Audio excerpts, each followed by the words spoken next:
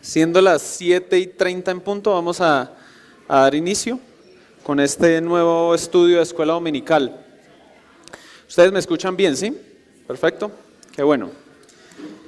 Gracias le damos al Señor porque nos permite, pues primero estar acá. Sí, está como un eco, sí. Ya Jairo ahorita nos ayuda con eso. Gracias al Señor porque nos permite primero que todo estar acá y poder tener la oportunidad de iniciar un nuevo estudio, ¿no? Una nueva escuela dominical. Quisiera como hablarles un poquito acerca del formato de la escuela dominical. Recuerden que es algo un poquito más informal, es decir, usted puede durante la clase hacer preguntas. Van a haber espacios donde voy a permitir que se hagan preguntas, pues, porque si no se nos va a ir todo el tiempo respondiendo preguntas. Sin embargo, es algo un poquito más informal. Si hay un texto que usted a lo mejor no escucha muy claro, puede decirme, me lo repite, y yo se lo repito sin ningún problema, tranquilo, es algo más relajado, por así decirlo. Tengo que confesar algo antes de iniciar y antes de orar, y es que en lo personal yo no soy muy bueno con el tema de las diapositivas. A mí no me gusta mucho el tema de las diapositivas. En el seminario pues se nos ha enseñado bastante hablar y que el PowerPoint sean las palabras que lleven a las personas a pensar. Sin embargo, sé que a muchos de ustedes les gusta y es una herramienta que les ayuda a estar más concentrados. Entonces, por eso he tomado la decisión también de tener algunas diapositivas. Ténganme paciencia si no están muy buenas, si no son muy bonitas. Hice mi mayor esfuerzo, mi esposa me echó una mano. Entonces, espero que les sean de guía, sobre todo son una guía, ¿no? Para que si de pronto ustedes medio se empieza a dormir un poquito y abre los ojos, sepa dónde estamos y de pronto no se vaya a perder tan fácil. Es como la idea. Entonces vamos a iniciar orando, pidiéndole al Señor que nos guíe en esta mañana. Bendito Dios y Padre Celestial, el día de hoy venimos ante ti, en el nombre de Cristo nuestro Salvador, dándote gracias, Señor, por permitirnos llegar a la congregación. Gracias, Padre, porque es por la obra del Espíritu Santo en nuestro ser que hoy estamos acá. Eres tú quien pone estos buenos deseos, Señor, de querer conocerte más, de querer crecer espiritualmente, y te damos gracias, Padre. Ayúdanos, Señor, a que en esta mañana podamos meditar en tu palabra. Ayúdanos a tener pensamientos correctos, Señor. Ayúdanos a entender lo que vamos a aprender. Guíame, Espíritu Santo, para que mis palabras sean las correctas, Señor, y si en algún momento no son las correctas, que las pueda corregir. Confiamos en ti, Espíritu Santo, y es en el nombre de Cristo que oramos. Amén. Entonces vamos a iniciar esta nueva escuela dominical acerca de las disciplinas espirituales. Y quisiera comenzar hablando de por qué es importante hablar de las disciplinas espirituales, porque es importante tocar este tema en la iglesia. En Romanos capítulo 8, versículo 29 al 30, Romanos capítulo 8, versículo 29 al 30, nosotros encontramos la razón por la cual Dios predestinó, llamó, justificó y glorificó a sus hijos. Ahí en Romanos capítulo 8, versículo 29 al 30, nosotros encontramos esa razón. La razón está dada en el versículo 29. De pronto, si Jairo nos ayuda un poquito con el eco, que está bastante fuerte, dice el versículo 29, para que fuesen hechos conformes a la imagen de su Hijo. Versículo 29 de Romanos capítulo 8, para que fuesen hechos conformes a la imagen de su Hijo. Todos nosotros los que hemos creído en Jesucristo, hemos sido llamados, hemos sido justificados, en general hemos sido salvados con el propósito de ser hechos conformes a la imagen de Jesucristo. Y esto de ser hechos conforme a la imagen de Jesucristo es un proceso. Es un proceso que inicia cuando nosotros creímos en Cristo, cuando fuimos salvados, y que terminará cuando el Señor Jesucristo, cuando nuestro Dios nos llame, cuando partamos de este mundo, cuando, como decimos, partamos a mejor vida, o cuando Cristo venga por nosotros. Ahí se termina este proceso. Este proceso en las Escrituras también es llamado crecimiento espiritual. Venga conmigo por un momento a Efesios capítulo 4, versículo 15.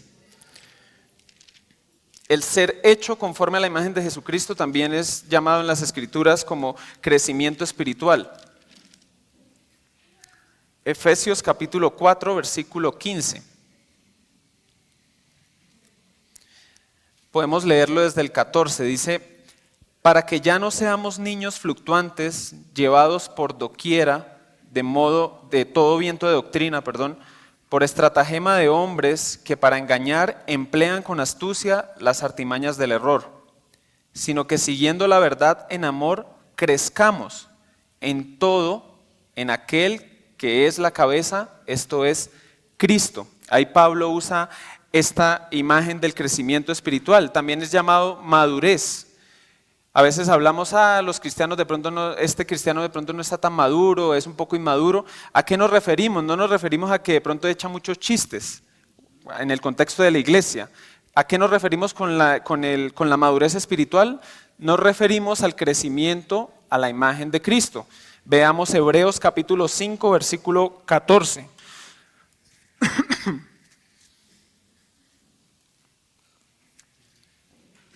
Hebreos 5:14, perdón.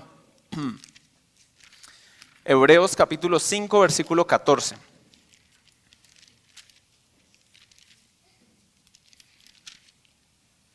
Todos miran a la pantalla, por eso les dije que me tuvieran paciencia con las diapositivas. Yo creo que la última diapositiva, el último estudio ya va a salir perfecto, con todas las imágenes que tienen que estar ahí. Hebreos 5, 14 dice: pero el alimento sólido es para los que han alcanzado madurez, dice el autor de la epístola a los Hebreos, para los que por el uso tienen los sentidos ejercitados en el discernimiento del bien y del mal. Eso es madurez. Un cristiano maduro es un cristiano que está creciendo conforme a la imagen de Jesucristo. También es llamado santificación en 1 de Tesalonicenses capítulo 4, versículo 3. Entonces estos son sinónimos de crecer o de ser conformado a la imagen de Cristo. Primera de Tesalonicenses capítulo 4, versículo 3.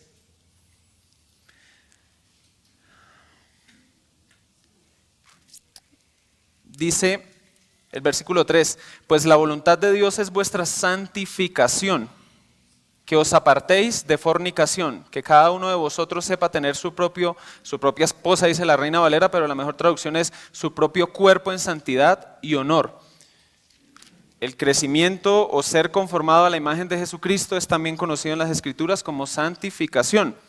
Entonces es un proceso, como lo mencioné, es un proceso que se lleva a cabo en la vida del creyente, en su vida. Y Dios en este proceso nos ha dado una responsabilidad. Tenemos un rol activo en el ser hechos conformes a la imagen de Jesucristo. En la salvación no tenemos nada que aportar, no tenemos nada que hacer, es algo en lo que Dios actúa Él solo nos justifica, Él solo nos ha llamado, nos ha predestinado, etc. Es una obra totalmente hecha por Dios, nosotros no tenemos parte activa, pero en la santificación, en el ser conformado a la imagen de Cristo, Dios sí nos ha dado una responsabilidad. Y es lamentable, mis hermanos, que los cristianos no maduramos o no crecemos conforme a la imagen de Cristo de manera ideal o de la manera ideal, muchas veces por nuestra propia negligencia, porque no somos responsables en cumplir con lo que Dios quiere que nosotros cumplamos o lo que Él dice que nosotros debemos cumplir para crecer a la imagen de Jesucristo, para tener ese crecimiento, esa madurez o ser santificados como Él desea que lo seamos. Entonces, ¿por qué es importante hablar acerca de las disciplinas espirituales? Porque para que nosotros crezcamos espiritualmente es necesario que nos disciplinemos en cumplir las responsabilidades que Dios nos ha dado. Es necesario tener una disciplina, es necesario disciplinarnos, si no vamos a tener vidas cristianas mediocres. Y Dios no nos ha llamado para que tengamos vidas cristianas mediocres. Él nos ha dado vida y Él dice que esa vida debe ser vivida en abundancia, aquí y por supuesto en la eternidad. Entonces quiero que definamos qué son las disciplinas espirituales. Vamos a hablar de qué son las disciplinas espirituales. Y quiero comenzar hablando de lo que no son las disciplinas espirituales o algunas ideas erróneas con respecto a las disciplinas espirituales.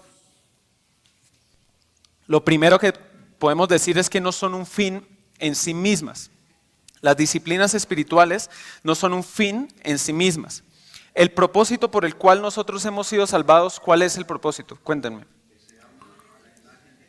Que seamos conformados a la imagen de Jesucristo. Ese es el propósito. El propósito es el crecimiento espiritual, la madurez, ser hechos conforme a la imagen de Jesucristo. Ese es el fin. Ese es el propósito. Nosotros no vivimos para las disciplinas. Hay que tener cuidado con esto. No vivimos para ser súper disciplinados y rígidos. Vivimos para ser como Jesucristo. Y las disciplinas espirituales son un medio para llegar a ese fin. Lo segundo que podemos decir es que no son acciones desconectadas del Evangelio. Súper importante tener esto en cuenta, hermanos. El Evangelio es el centro de nuestra vida. Es el centro de todo lo que nosotros hacemos. Cristo murió para salvarnos, no por obras que nosotros hayamos hecho, sino por gracia. Súper importante seguir recordando el Evangelio siempre. No importa cuánta madurez el Señor le permita a usted tener en la vida, hay que recordar el Evangelio. Los errores comienzan cuando olvidamos el Evangelio. Dejamos de crecer cuando olvidamos el Evangelio. Las disciplinas espirituales, mis hermanos, en sí mismas nos llevan a recordar el Evangelio. Si las disciplinas espirituales no nos llevan a recordar el Evangelio, estamos fracasando en nuestros hábitos espirituales. Lo tercero que podemos decir es que las disciplinas espirituales no producen crecimiento espiritual por sí solas. No producen crecimiento espiritual por sí solas. Ahí ya está otro error, hermanos. Entonces, ignoren el error, ténganme paciencia. Por eso lo dije desde un principio. Estoy trabajando en el PowerPoint. Ahí vamos, haciéndolo poquito a poquito. Entonces, las disciplinas espirituales no producen crecimiento por sí solas. ¿Quién da el crecimiento? El Espíritu Santo. Dios, ¿verdad? Vayamos por un momento a 1 Corintios capítulo 3. 1 Corintios capítulo 3. Versículo 6,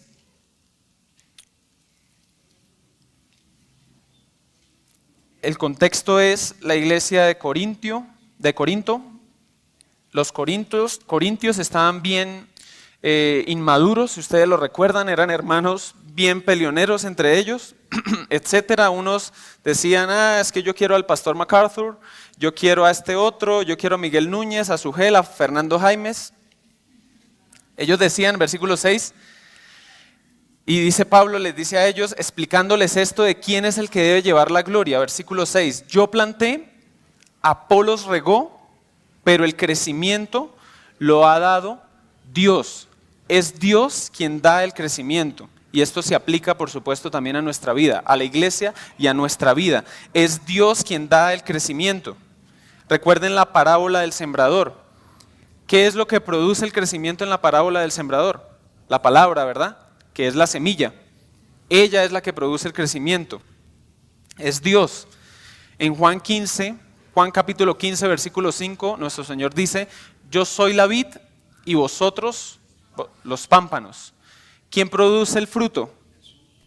¿La vid o los pámpanos? La vid, ¿verdad? Jesucristo. Él es el que produce el fruto. Entonces, debemos tener presente esto, mis hermanos, porque a veces puede llegar a ser una competencia. Entonces tengo que competir porque si no hago esto no voy a crecer y tengo que poner todo mi mayor esfuerzo porque yo soy el que produzco el crecimiento. No, el crecimiento lo da nuestro Dios, el Espíritu Santo. Y por último, las disciplinas espirituales no son una opción para el cristiano. No son una opción. Nosotros queremos ser como Cristo, ese es el deseo de todos los creyentes. Bueno, para llegar a ser como Cristo no hay otro atajo, hermanos. Las disciplinas espirituales son el camino. ese es el camino que Dios nos ha dado. No hay otro atajo, no hay de pronto que si yo hago esto aquí o me pongo a hacer esto por allá, lo que dice este otro hermanito aquí. No, lo que dicen las Escrituras es que nosotros debemos disciplinarnos a nosotros mismos si queremos llegar a ser como Cristo. No sé si ustedes vieron los controvertidos Juegos Olímpicos hace muy poco, ¿no? Ustedes recuerdan. Y no sé si ustedes saben que las medallas de oro que recibieron estos deportistas muy esforzados allí, no sé si saben que tenían 6 gramos de oro. Las de oro tenían 6 gramos de oro. Probablemente si usted está casado, usted tiene más oro en su dedo que la medalla de estos deportistas. Entonces piensen en todo el esfuerzo que ellos tuvieron que hacer para llegar allí, lo cual es algo loable y está muy chévere y todo, pero 6 gramos de oro en la medalla. O sea, el premio es bastante vano, por así decirlo. Vayamos a 1 Corintios capítulo 9, versículo 24. 1 Corintios capítulo 9, versículo 24.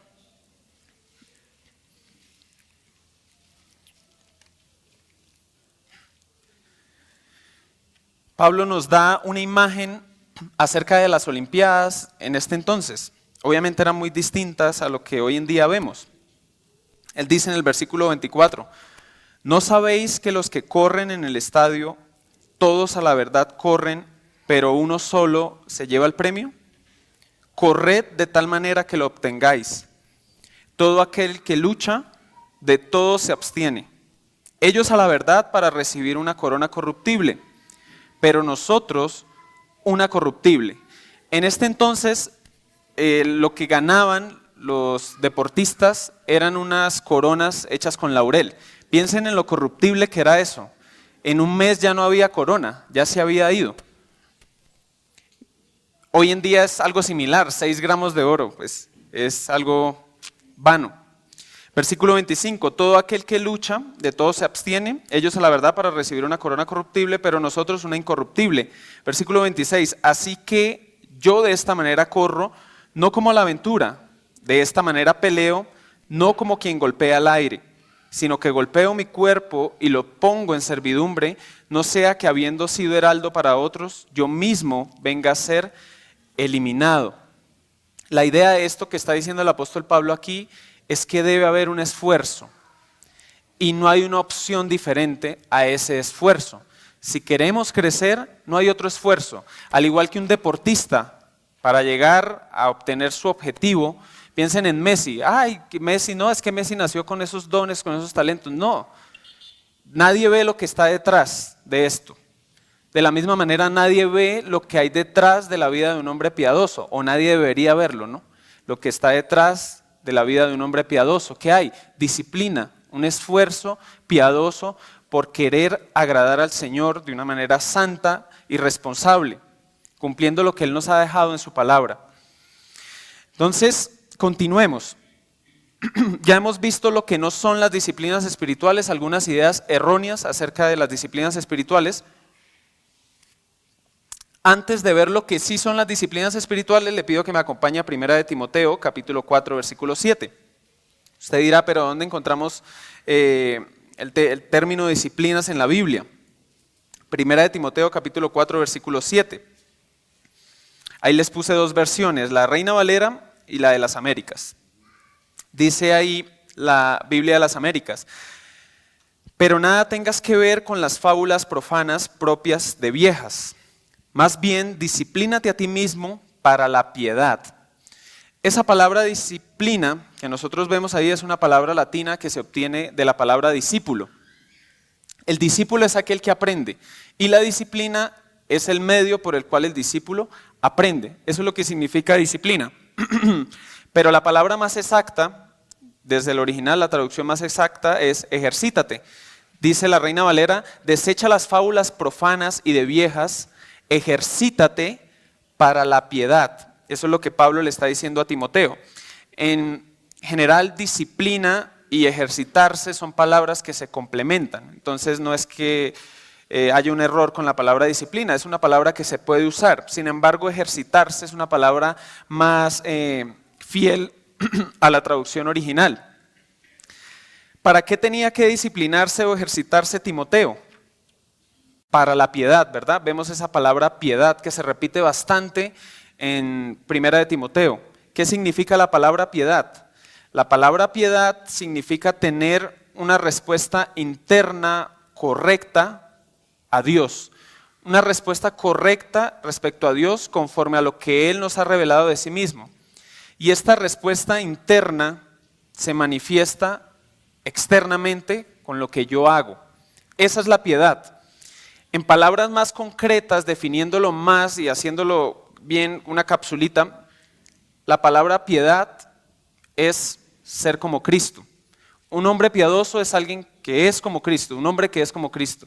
La piedad es ser como Cristo, es ser un hombre maduro espiritualmente. Esa es la piedad. Entonces Pablo le está diciendo a Timoteo, ejercítate para la piedad, es decir, ejercítate para ser como Jesucristo, ejercítate para ser un cristiano maduro. Eso es lo que Pablo le está diciendo. ¿Y cómo debe ejercitarse Timoteo? Es de esto de lo que se trata pues este estudio acerca de las disciplinas espirituales. Es de esto de lo que vamos a estar hablando los próximos 3 domingos que nos esperan si Dios nos lo permite. Así que entonces vimos lo que no son las disciplinas espirituales, ahora vemos que este término está en las Escrituras. Veamos ahora lo que sí son las disciplinas espirituales. Y como siempre es más fácil decir lo que son que decir lo que no son, porque hay muchas ideas erróneas, ¿no? Entonces, en primer lugar, las disciplinas espirituales son un medio para llegar a un fin. Las disciplinas espirituales son un medio para llegar a un fin, como lo mencionamos hace un momento. Ese es el medio que Dios nos ha dado, es el camino que Él ha trazado para llegar a ese fin. Ellas no son un fin en sí mismo. En segundo lugar, las disciplinas espirituales son acciones. A veces cuando uno menciona la palabra espiritual, puede llegar a pensar a alguien de que, ay, eso es algo que yo tengo que estar ahí quieto y llega porque llegó. O de pronto yo estoy levantando mis manos como la canción y llegó algo y ya crecí espiritualmente. No. Las disciplinas espirituales son acciones, es algo que usted tiene que hacer.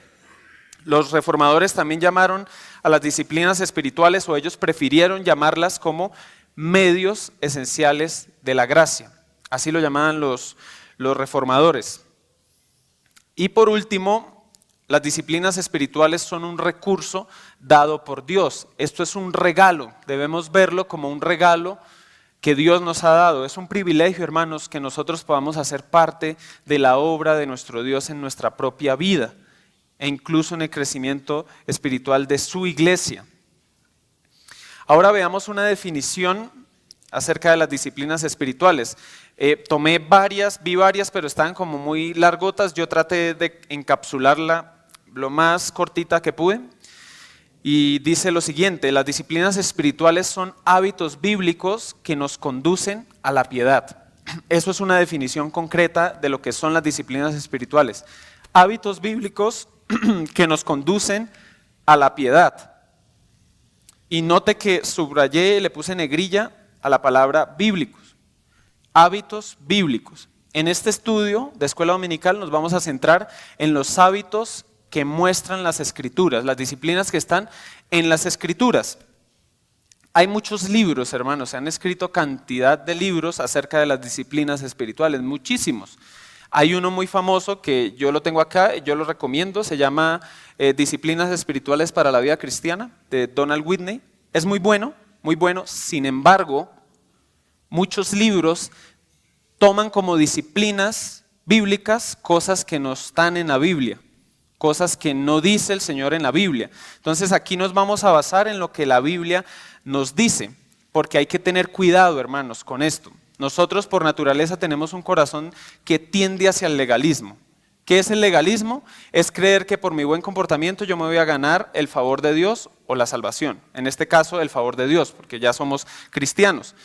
Nosotros hemos sido salvados por gracia, las disciplinas están centradas en el Evangelio, entonces hay que recordarlos. Entonces no debemos añadir nada más a lo que Dios dice en su palabra. Si alguien de pronto tiene un hábito espiritual y lo ha tomado como disciplina y lo hace y no está en la Biblia, como por ejemplo tener un diario o apartarse y estar a solas, pues eso está genial.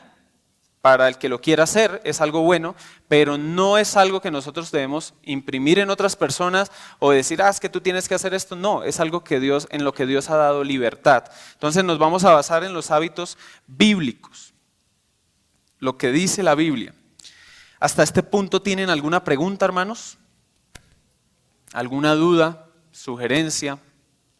Yo ya sé cuál es la sugerencia, que mejore las diapositivas.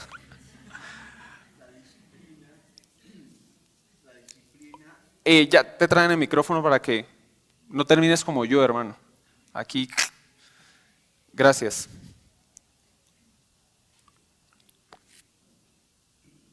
La disciplina es algo que quiero hacer énfasis, que la disciplina es por medio, produce obediencia o la obediencia produce disciplina y Dios bendice a la persona disciplinada. Sí, en parte, pues como lo acabamos de ver, las disciplinas espirituales en sí mismas no producen nada. Una persona que es extremadamente disciplinada y no tiene claro el evangelio y no tiene claro que las disciplinas espirituales no producen crecimiento por sí mismas, se puede llegar a convertir en un fariseo. ¿Se acuerdan de los fariseos? Los fariseos eran incluso muchísimo más estrictos que nuestro Señor Jesucristo con el tema de la ley.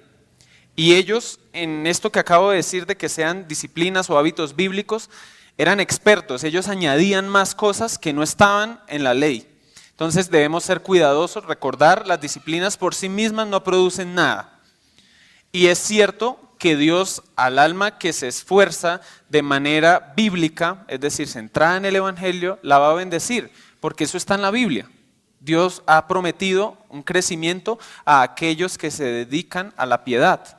Eso es lo que está en las Escrituras. Entonces, ¿alguna pregunta, pero que sea pregunta?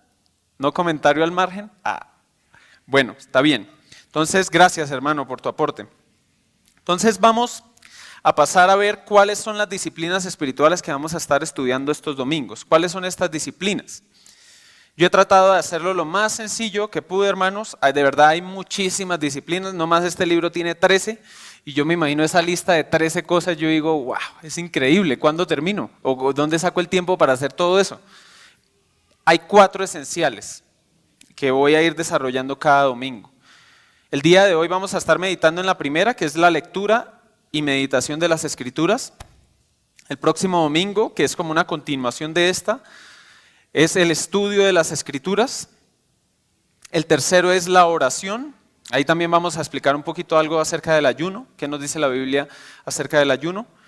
Y en cuarto lugar, la iglesia. La iglesia es una disciplina en el sentido de congregarse. Congregarse es una disciplina espiritual, es un medio dado por Dios para el crecimiento espiritual. Entonces vamos a estar meditando en esto. Veamos entonces el día de hoy en primer lugar la lectura y la meditación de las Escrituras. Y esta frase del ya fallecido, por supuesto, pastor George Mueller, dice: el vigor de nuestra vida espiritual será en exacta proporción al lugar que la Biblia ocupa en nuestras vidas y pensamientos. Una frase bastante profunda. No hay sustituto para la Biblia en nuestra vida, mis hermanos. No hay sustituto. Y sin duda alguna, esta es la disciplina bíblica más importante que cualquier otra. La lectura bíblica y la meditación en las Escrituras. De hecho, todas las demás disciplinas se desprenden de esta disciplina. Si una persona ora mucho, muchísimo, pero no lee su Biblia, probablemente lo que está orando no es bíblico y no ha comprendido la oración, porque para yo aprender a orar, debo primero leer mi Biblia y saber qué es lo que Dios quiere que yo ore. En el año 2019, una compañía de recursos bíblicos en Estados Unidos hizo una encuesta. Hizo una encuesta a 2.500 cristianos acerca de qué tanto leían las Escrituras. Y los resultados se vieron de la siguiente manera. De esas 2.500 personas, 32% dijeron que la leían a diario. Ellos dijeron, yo leo mi Biblia a diario. 32%. Varias veces por semana, 27%. Una vez cada semana, 12%. Varias veces cada mes, 11%. Una vez cada mes, 5%. Y rara vez o nunca, 12%. Uno al ver esta encuesta, 2.500 personas, uno dice, bueno, pues el 59% pues, está leyendo la Biblia, ¿no? Está como bien la encuesta. Pero pensemos, hermanos, en que fue una encuesta realizada a cristianos. Esto es algo crítico, que solo el 59%, y eso, ni siquiera el 32% lee su Biblia a diario. Eso es algo espantoso, algo que nos está mostrando un problema que hay en la iglesia. Es una muestra del problema general que hay en la iglesia. Por supuesto, esto fue hecho en Estados Unidos y acá en Colombia es otro, acá leemos más. Acá, Comunidad de Gracia, pues, a ver, acá leemos bastante. Esto es crítico, hermanos, porque si esta encuesta es hecha para cristianos, el 80% tendría que haber dicho yo leo la Biblia a diario o de manera regular la estoy leyendo. Eso nos muestra cómo está la iglesia y la pregunta es ¿cómo está usted hoy en día? ¿Qué tanto lee la Biblia usted? O de pronto llega usted el domingo, metió aquí el formato de oración y lo abrió otra vez en Juan porque ahí lo dejó el domingo pasado. Puede pasar, hermano, de que solo abre la Biblia cuando viene a la iglesia el domingo y permanece cerrada toda la semana. ¿Por qué es importante leer la Biblia? ¿Por qué es importante leer la Biblia? Y aquí tengo 3 razones para ello. La primera es porque la Biblia da vida, las Escrituras dan vida. En Génesis capítulo 1, si usted analiza el capítulo 1 de Génesis desde el versículo 3 en adelante, se nos dice que Dios creó, ¿no? Hizo la creación y él dice, y dijo Dios. En el versículo 6 usted también lo va a ver, y dijo Dios. Dios decía algo o dijo algo y fue hecho. La palabra de Dios crea. La palabra de Dios da vida. Y la creación es un testimonio claro de esto, de que la palabra de Dios da vida. Nosotros, mis hermanos, somos el resultado, de manera física, de la obra de Dios. Y somos un testimonio fiel de que la palabra de Dios da vida. En Santiago, capítulo 1, versículo 18 dice, Él de su voluntad nos hizo nacer por la palabra de verdad. Como lo mencioné, como hombres fuimos hechos físicamente por la palabra de Dios. Y también recibimos vida espiritual por su palabra. Como lo menciona ahí Santiago, por la palabra de verdad, Él nos hizo nacer de nuevo. En primera de Pedro, capítulo 1, versículo 23. Mira lo que dice primera de Pedro, capítulo 1, versículo 23.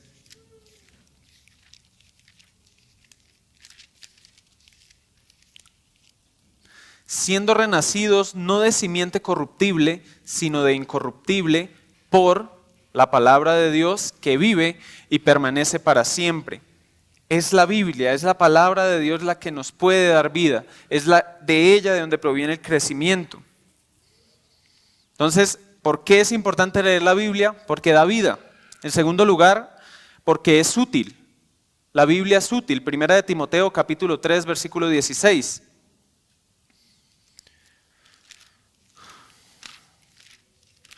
Primera de Timoteo, capítulo 3, versículo 16. Perdón, es segunda de Timoteo. Segunda de Timoteo, capítulo 3, versículo 16. Toda la escritura es inspirada por Dios y útil para enseñar, para redarguir, para corregir, para instruir en justicia. Toda la escritura es inspirada por Dios y útil. Esa palabra útil la podemos reemplazar por sirve. La Biblia sirve. ¿Para qué sirve? Para enseñarnos. En las escrituras nosotros encontramos la enseñanza, la doctrina. Todo lo relacionado con la vida está en las escrituras. Las preguntas más grandes que el ser humano se puede hacer se responden con la Biblia. ¿Por qué y para qué hemos sido creados? En la Biblia se responden estas preguntas. ¿Qué hay después de la muerte? Etcétera. Ponga la pregunta que quiera, pregunta existencial, la Biblia la responde. Y no solo se quedan las preguntas grandes, también nos enseña acerca de las cosas pequeñas. Temas como la sexualidad. Hace poco tuvimos un retiro acerca de la sexualidad y totalmente bíblico, todo en la Biblia, lo que la Biblia dice. Acerca de la crianza de los hijos. La Biblia nos enseña cómo criar a nuestros hijos. Acerca del gobierno. La Biblia nos enseña cuál debe ser la respuesta del creyente acerca del gobierno e incluso cómo un gobernante debería de gobernar, valga la redundancia. Acerca de las finanzas, ya tuvimos una escuela bíblica acerca de las finanzas. ¿Qué dice la Biblia acerca de las finanzas? La Biblia es útil para enseñarnos también acerca de este tema. Y un largo etcétera. Ponga el tema que usted quiera, la Biblia nos enseña. Además de enseñarnos, dice 1 Timoteo 3:16, redarguyen. Esa palabra redarguir significa refutar la falsa enseñanza, algo que está equivocado. Las Escrituras lo refutan. A través de las Escrituras nosotros obtenemos el discernimiento para rechazar las malas enseñanzas, las enseñanzas falsas. Además de esto también nos corrigen, según segunda de Timoteo. Ellas nos corrigen cuando estamos yendo por el mal camino. Son las Escrituras las que nos muestran por dónde hay que ir. Son como las luces que están en una vía. Ellas nos van guiando el camino a seguir. Así son las Escrituras. ¿Ven la importancia, mis hermanos, de leerla? Hay que reconocer que muchas veces nos desviamos del camino y empezamos a escuchar wiri wiri por acá, cosas que no tenemos que escuchar, filosofías vanas de este mundo. Piense en la crianza, piense acerca del matrimonio, empezamos a escuchar. Bueno, las Escrituras son las que nos corrigen y nos guían por el camino que debemos ir. ¿Qué tan importante es leerla? Además dice 1 de Timoteo que nos instruyen en justicia. Esta palabra instruir pues es enseñar, nos instruyen en la piedad, en la justicia. Aquello que nosotros debemos buscar según lo que dijo nuestro Señor Jesucristo, que busquemos primeramente la justicia antes que cualquier otra cosa, o la piedad. Entonces, ¿por qué es importante leer la Biblia? Da vida, es útil, es verdad. Estas son 3 razones que yo tengo, pero las razones son infinitas, hermanos. Hay muchas más razones por las cuales debemos leer la Biblia. Además de esto, es verdad. La Biblia es verdad, hermanos. Dice el Salmo 119, 160, toda la suma de tu palabra es verdad. Toda la suma de tu palabra es verdad. Nuestro Señor Jesucristo en Juan 17, 17 dijo, santifícalos en tu verdad, tu palabra es verdad. Vivimos en un mundo que está engañado y es horrible vivir engañado, ¿no creen, hermanos? Si a usted lo han engañado, eso se siente horrible. Bueno, el mundo está engañado y solo la palabra de Dios puede traer libertad, puede traer la verdad. Dice Juan 8:32, y conoceréis la verdad y la verdad os hará libres. La palabra de Dios es la verdad y esa verdad trae libertad. Podemos ser fácilmente engañados y he aquí la importancia de permanecer leyendo las Escrituras. Entonces existen muchas razones, hermanos, pero espero que estas 3 de alguna manera el Espíritu Santo las use para que usted se convenza de que debemos leer las Escrituras. No hay otra manera, hay que leerlas. Usted decía, no, pues yo puedo poner un podcast y ahí me leen la Biblia con una voz súper bonita y mejor que la mía y voy manejando. No hay sustituto, hermanos, hay que leerlas, es leyéndolas. Dios se ha comunicado a través de la Escritura con nosotros. En otros tiempos, dice Hebreos, Él se comunicó a través de visiones, hablándole directamente a través de los profetas, de sueños, etc. Dios hoy en día no le va a hablar a través de los sueños. Entonces, de pronto usted tiene muchos sueños. Mi esposa me contaba esta semana que ha tenido muchos sueños y muchas pesadillas. Y sí, puede pasar, pero eso no significa nada. Son sueños, ya está. Dios se comunica con nosotros a través de las Escrituras. ¿Cuál es la palabra profética más segura? La que está aquí. ¿Y cómo podemos adquirir esa palabra profética más segura? yendo a ellas, leyéndolas, estando ahí. Ahora quiero que hablemos acerca de la meditación. Vamos a ir cerrando los conceptos. ¿Qué es la meditación bíblica? Aquí hay una definición del Dr. Donald Whitney. Esa definición está en su libro y me pareció muy concreta. Dice, es el pensamiento profundo en las verdades espirituales reveladas en las Escrituras con el objetivo de practicar y orar. Es el pensamiento profundo en las verdades espirituales reveladas en las Escrituras con el objetivo de entender, practicar y orar. Muchas veces, mis hermanos, la meditación es vista o es relacionada con estas prácticas que tienen los budistas y el yoga y que me siento y así se ve la meditación. Pero la meditación bíblica no tiene nada que ver con esto. Los budistas enseñan acerca de la meditación que es algo en lo que usted no debe hacer nada. Usted debe quedarse en blanco y tener la mente quietito y no debe hacer nada. Bueno, nada tiene que ver esto con la meditación bíblica. Algunos llegan a decir que hay yoga cristiano y que usted puede practicar el yoga cristiano. Eso no existe. ¿Qué es la meditación bíblica? Como lo dice aquí el pastor Donald Whitney, es pensar un pensamiento profundo en las verdades espirituales, en lo que está en las Escrituras. Eso es la meditación. Piense por un momento en una vaca. Esta es una ilustración muy buena. Yo pues cerca de mi casa tengo bastantes, yo no las tengo, hay bastantes vacas por ahí. Y es curioso ver cómo una vaca, siempre que usted por donde la vea, va a estar masticando. Yo me puse en la tarea de averiguar y una vaca mastica antes de tragar aproximadamente 80 veces, de 80 para arriba. Mastica muchísimo. Piense de esta manera, usted debe tomar una verdad y masticarla en su mente, ejercitar su mente pensando en esa verdad de manera profunda. Porque la lectura sin la meditación se queda en nada, hermanos. Se va como el viento. Piense en una taza de té, en la cual aquí la que le sirven en los hermanos. Entonces tiene usted la bolsita y usted la va disolviendo. Mientras más la bolsa esté sumergida en el agua, más se va a soltar todo ese saborcito, etc. Mientras más la palabra de Dios esté en su mente, más usted va a ser como Cristo. Esa es la idea. Esa es la meditación. Es un pensamiento profundo acerca de estas verdades espirituales. Si nosotros no meditamos, mis hermanos, estamos mal, porque es la meditación la que nos lleva a aplicar la palabra de Dios a nuestra vida, a ponernos a pensar de qué manera este texto que estoy leyendo, esta frase, aplica para mi vida. El Espíritu Santo usa la meditación precisamente para esto, para que nosotros seamos transformados y apliquemos la palabra de Dios en nuestra vida. Esto va de la mano. Es inseparable. Si usted aún no ha ejercitado la meditación, yo le animo a que lo haga, a que se ejercite en meditar en la Biblia, a que diariamente la porción que lea la medite. Una pregunta, ¿qué tan seguido debemos leer y meditar en las Escrituras?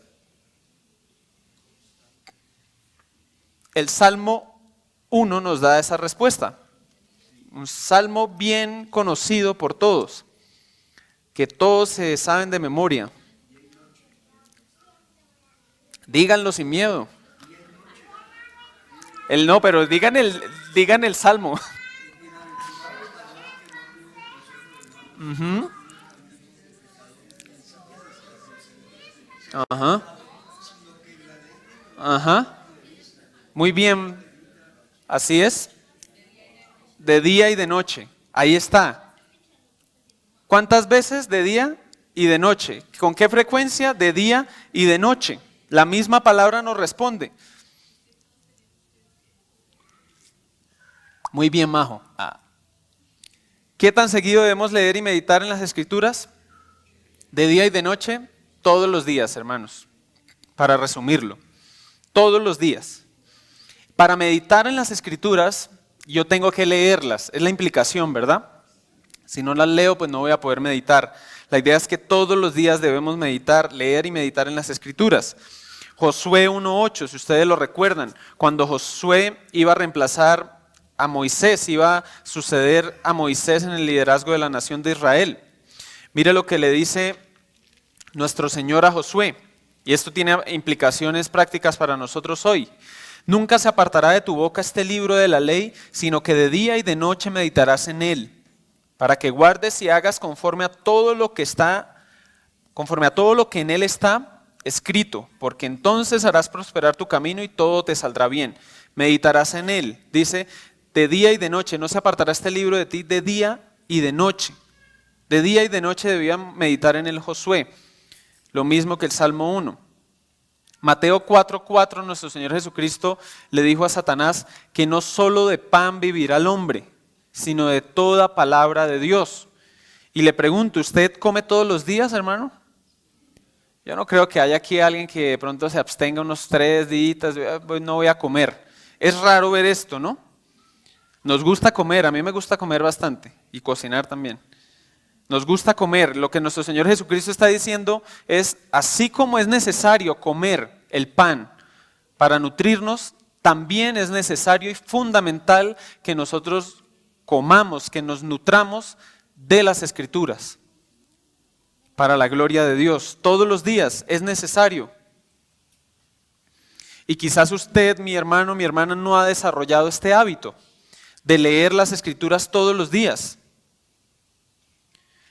y no sabe cómo hacerlo. Quizás usted está, pero ¿cómo lo hago? ¿Cómo puedo leer las Escrituras todos los días? Y quiero, para ir culminando, dar algunos consejos prácticos que usted puede tener en cuenta. Lo primero es, saque el tiempo, súper importante, saque el tiempo. Si usted no saca el tiempo, nunca se va a poder disciplinar. Ah, no, yo la leo por ahí en la hora del almuerzo, ahí voy comiendo y voy leyendo. No, hermanos, no es la manera de generar un hábito, no es la manera de ser disciplinado, de crear una disciplina. Tiene que sacar el tiempo. Así se empieza la disciplina, saque el tiempo.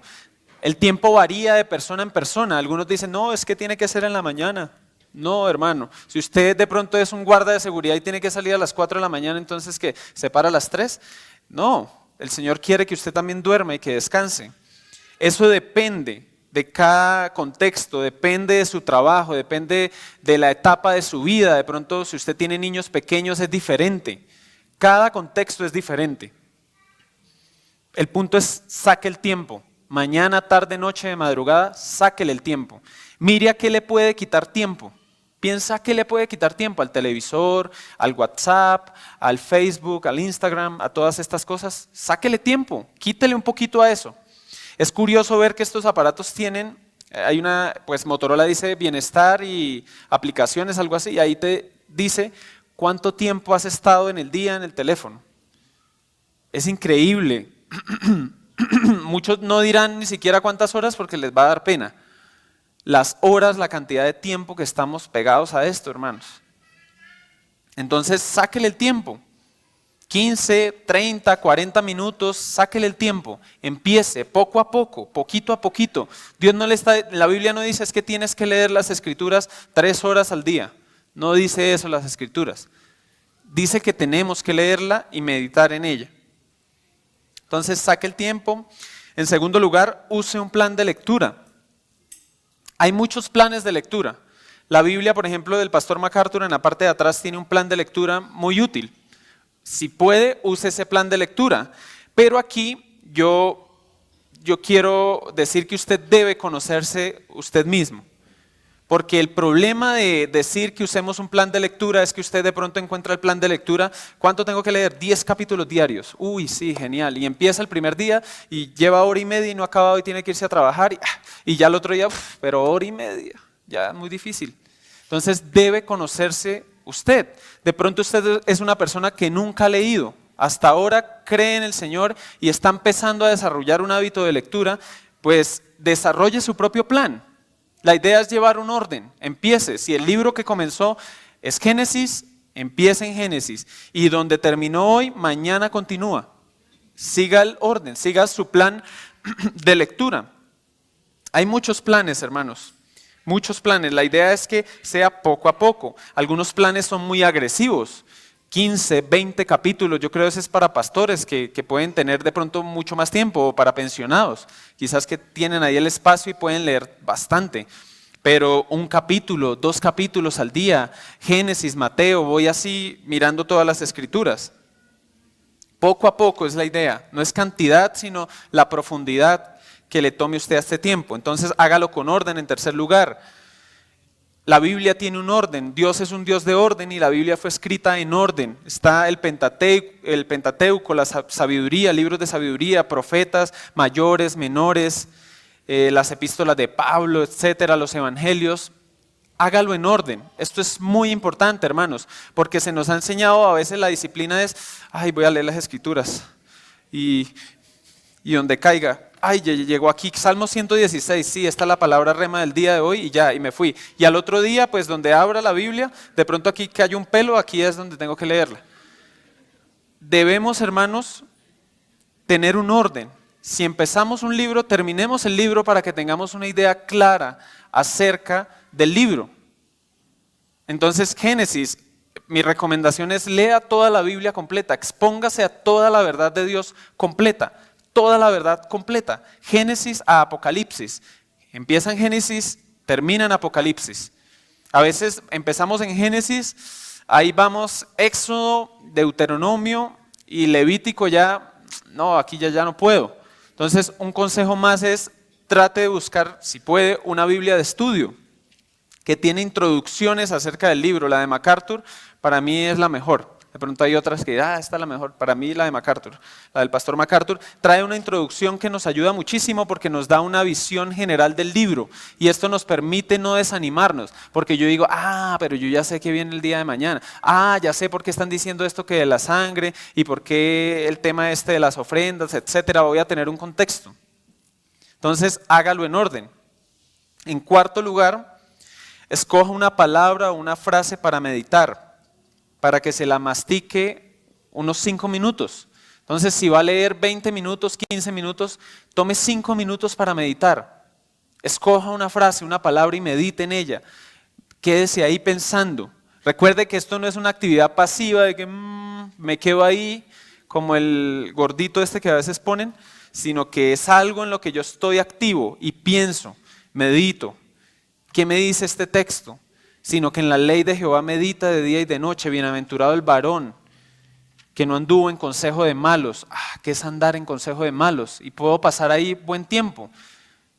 No escucho los consejos de los malos, por ejemplo, y me voy con esa frase en mi mente al trabajo, y llega un compañero y aquí me aconseja de manera equivocada, puede ser. Ahí está la palabra de Dios, estoy meditando todo el día en ella.